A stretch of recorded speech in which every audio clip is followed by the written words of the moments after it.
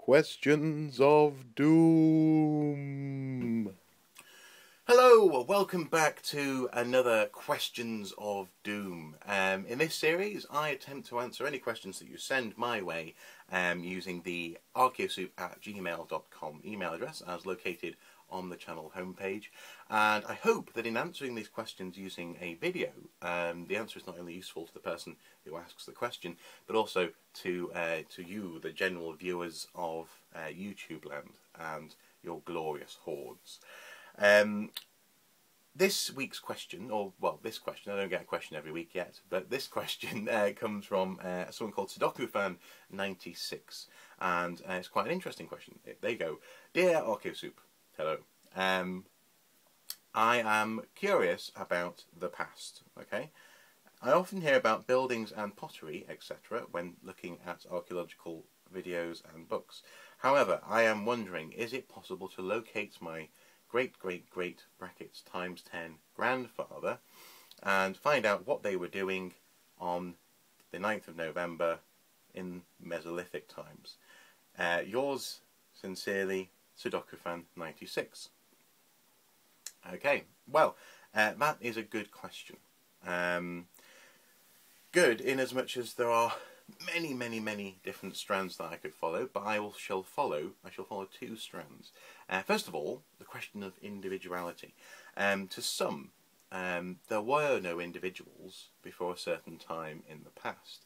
There is something called, or there's a theory called the le moi, that's the me, of post-Second World War Europe, in which individuality and individualism has apparently exploded onto the cultural psyche. This is the idea that before the Second World War, people didn't really have such a concept of the individual, and therefore it was entirely possible that you wouldn't necessarily consider yourself as being separate, say, from your town or village, etc., etc. I very much disagree with this, because you do see individuals in the past. All you need to do is look at the writings of classical Rome or Greece, or to be honest, any inscriptions you find in terms of graffiti, and you'll definitely see individuals expressing individualized thoughts and opinions, often to the distaste of those around them.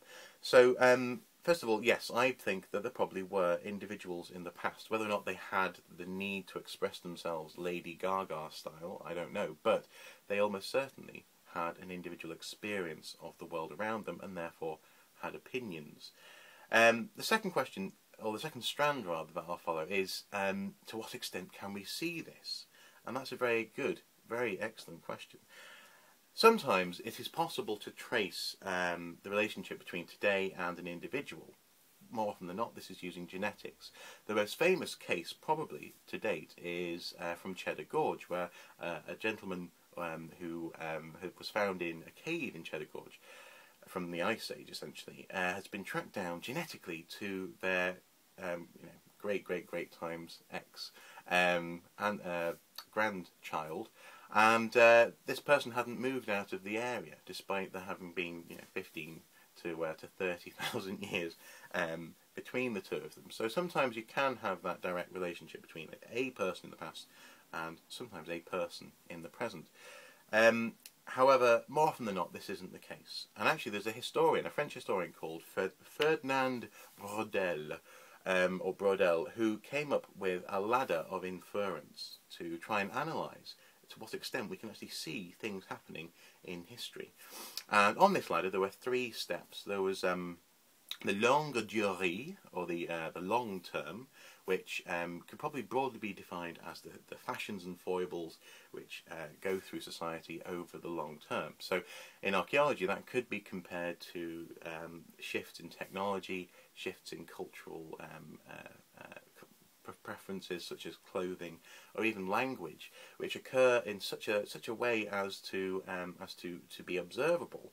In fact, very easily observable. We have the Mesolithic, we have the Neolithic, we have the Bronze Age, etc.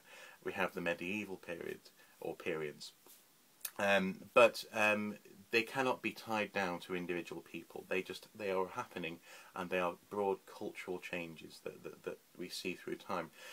And this is the easiest level of time to see. This is the easiest thing to observe. We know, for example, that we no longer use stone tools in our daily lives, unless, I don't know, unless you live potentially in certain parts of my hometown. So that's probably the easiest level on which to see.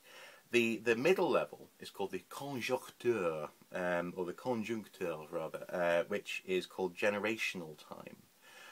Generational time is can be compared to, say, well, the 20th century. You can see shifts which are based around almost a generation or generations, in terms of fashion, in terms of music, in terms of particular foods that are available to people in the country.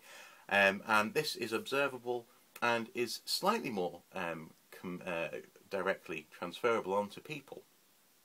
For example, we know that Boy George had a particular fashion sense in the 80s, and he's become an icon of that. And occasionally this can happen in archaeology. We see that, say, for example, Akhenaten in ancient Egypt was a pharaoh who had a very particular effect on Egyptian culture. And that happened over the course of what could be conceived of as being the generational time. So again, that does happen. You can see it sometimes, but it's less common. It doesn't happen quite as often, or isn't as easily observable as the longue durée, the long term. The third and the hardest level on this ladder to see is called the événement, or the time of social action. Now, the time of social action is a conversation. It is something which often leaves no trace in archaeology. It is the reason why, say, Mr. Bloggs decides to go and invent irrigation. His neighbour has a lake readily available for his farm, and Mr. Bloggs wants a lake or wants some water for his farm. So comes up with a way of irrigating his land. This then shows up in the broader culture, and archaeologists say, well, this culture invented irrigation, but it's very hard to see that event, that social interaction which caused Joe Bloggs to go and decide to make that change in his culture or her culture. Some people do claim to be able to tie this down using various models, and some of this research is extremely interesting.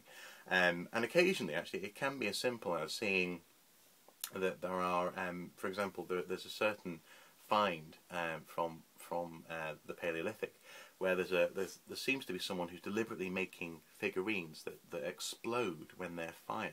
They're made of clay, and when they're thrown into a fire, they explode. And this is very rare. We don't see it anywhere else, and it's entirely possible. Well, we don't often see it anyway. But it's entirely possible that this is an individual, or some individuals, behaving in a way which is countercultural. We may actually be seeing a social moment, an événement unfolding there. But because it's so hard to actually tie down this action to the person who did it, archaeologists are usually very, very, very conservative about actually talking about this person did this on the 19th of November in the year, the year minus 300,000 or something. So it's much more difficult to identify. But ironically, there's a sociologist called Anthony Giddens who says that it's precisely that moment that is the most important moment to identify. And that is the challenge to archaeologists and archaeology, is to actually take a moment to identify, or try and identify, these moments in time, because we've got these broad swathes of periods of time, and for people like Anthony Giddens, unless we actually identify how and when, say, cultural change occurs, then archaeology has a limited lifespan. So I've rattled on for quite a while about this, and if you have any further questions, feel free to get in touch, incidentally. But hopefully that's sort of answered your question. People are very hard to see in the past, in other words, and even an anthropologist who actually gets to study living people would say that individuals also there is a debate about to what extent an individual represents their culture anyway. Is a culture bigger than an individual person? So I suppose in respect to actually finding individuals in the past, archaeologists are definitely thinking about that, but the conclusions and indeed the usefulness of that research is very much a hotly debated topic and subject. And long may it be, because it's fascinating questions that are being asked. Thank you very much for your questions, Sudoku Fan 96, and hopefully this video has been interesting and or stimulating to the rest of you out in YouTube land.